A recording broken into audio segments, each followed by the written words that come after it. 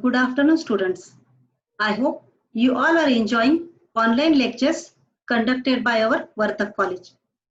I, Manisha Deshmukh, your biology teacher, welcome you all in 12th standard. This is pre-recorded video. You watch this video and after watching, if you will have any doubt regarding it, you can message me personally on my WhatsApp window. If needed, we will have online doubt clearing session. Friends, today we start with fourth chapter in biology, that is molecular basis of inheritance. Just wait for a few seconds. I am sharing my screen.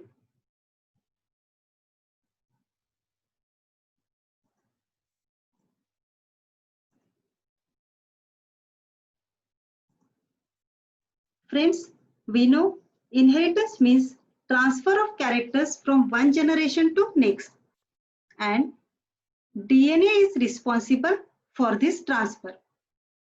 In this chapter, we study each and every aspect of DNA in detail. Let us begin with discovery of DNA. When we hear a word DNA, two names flash in our mind. They are Watson and Crick, who discovered DNA. But it is not true. They discovered the DNA double helix structure. Around 80 years ago, in 1869, DNA was first discovered by Swiss researcher Friedrich Mischer. He isolated substance nuclein from the nuclei of the white blood cells. Friedrich Mischer was originally trying to study the composition of white blood cells. Instead, he isolated a new molecule, he called it nuclein, that would later known as DNA. During those days, many scientists such as Gregor Mendel, T.H. Morgan contributed in the discovery, and they could collect the knowledge about the genes, location of genes, and they knew that chromosomes are composed of DNA and proteins. And they assumed proteins as a genetic material because they thought proteins have more complex and large structure as compared to DNA.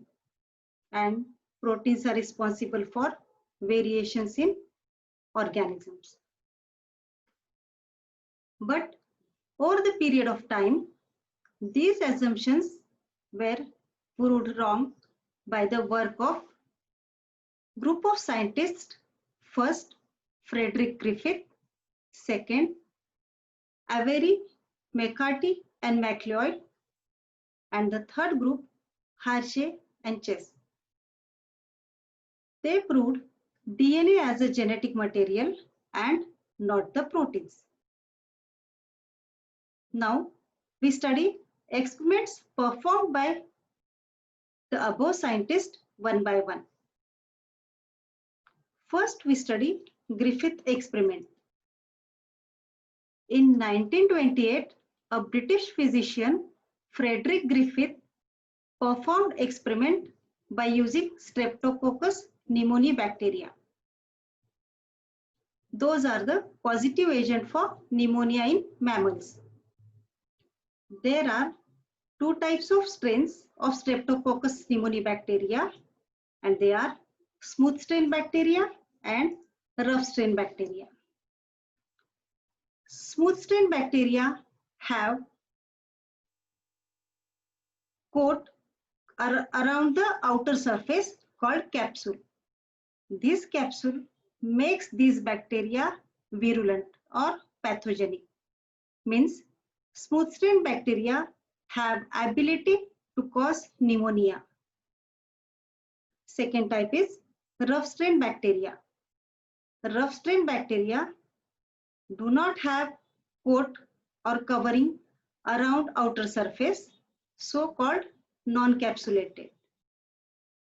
This non-capsulated nature makes this bacteria avirulent or non-pathogenic. means rough strain bacteria do not cause pneumonia. Griffith performed 4 experiments where he observed effect of S strain and R strain on mice. In his first experiment, he injected S strain bacteria into healthy mice. We know, friends, S strain bacteria are virulent bacteria. That means they can cause pneumonia. As expected, mice developed pneumonia and died. In second experiment, Griffith injected R strain bacteria into healthy mice. These R strain bacteria are a virulent type. That means they do not have ability to cause disease. That's why bacteria did not cause pneumonia and mice survived.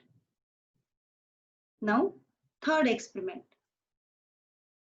In his third experiment, Griffith used heat-killed S strain bacteria.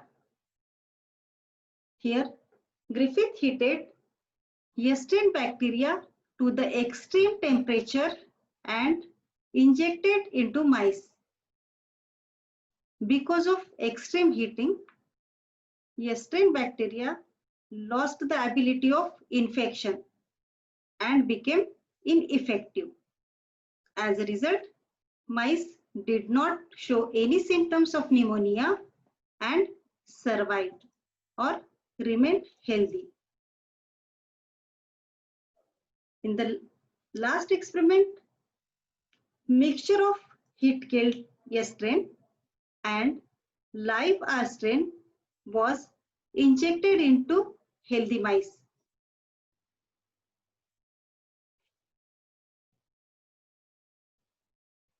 Before going further, if we observe both strains, that means R strain and heat-killed S strain individually, they did not cause pneumonia. That means they are avirulent. But in this experiment, mice developed pneumonia and died. From this result, Griffith concluded R strain bacteria have picked up something from the heat-killed S strain bacteria and transformed into smooth strain virulent bacteria.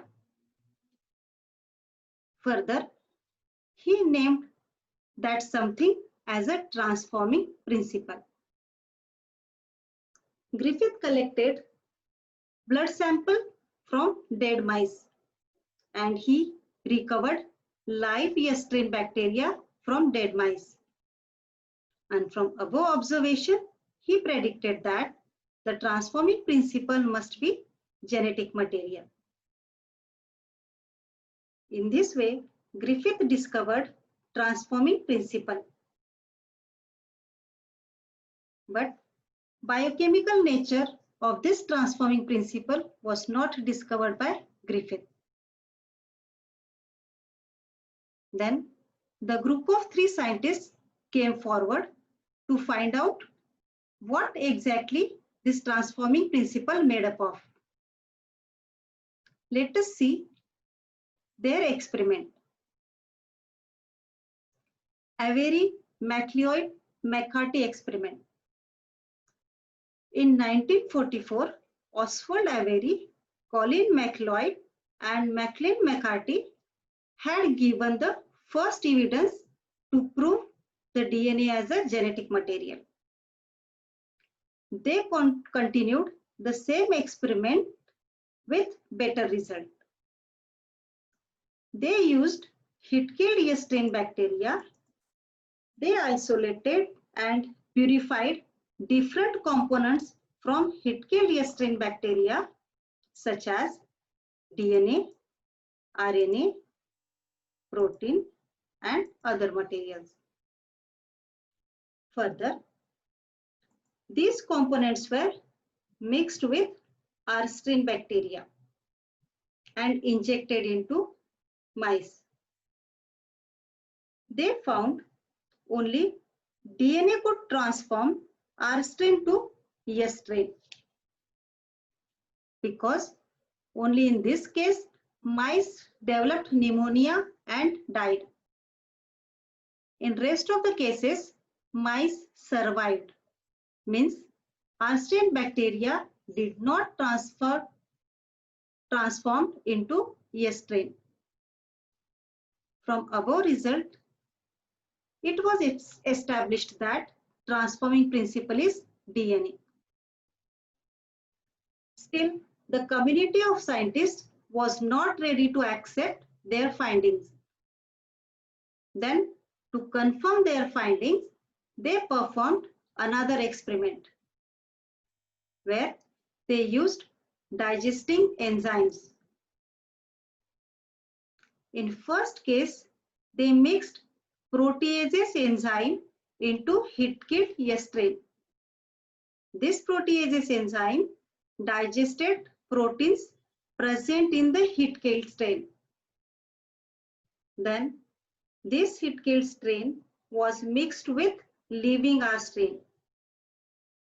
Further, this mixture was injected into mice, and they found mice developed pneumonia and died. Means R strain was transformed into virulent S strain.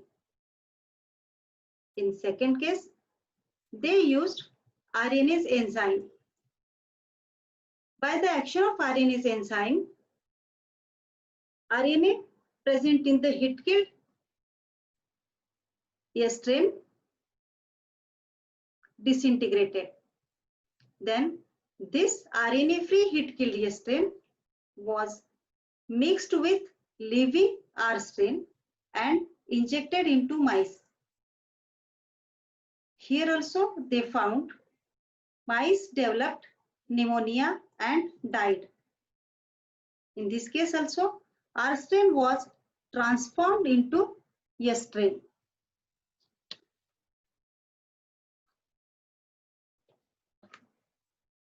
In the last step of this experiment, they mixed DNase enzyme with heat-killed S strain. This DNase enzyme digested DNA present in the heat-killed S strain. Then mixture of heat-killed S strain and live R strain was injected into mice. They found mice did not develop pneumonia and survived. In this case, R strain did not transform into S strain, that means virulent strain. From above experiment, they concluded proteases and RNases, these two enzymes did not affect transformation. So the transforming principle was neither protein nor RNA. Only DNA inhibited or stopped transformation. In this way, this experiment proved DNA is transforming principle. Friends, here we are finished with this second experiment. Next experiment is Hershey and Chase, that we will study in next lecture. Thank you.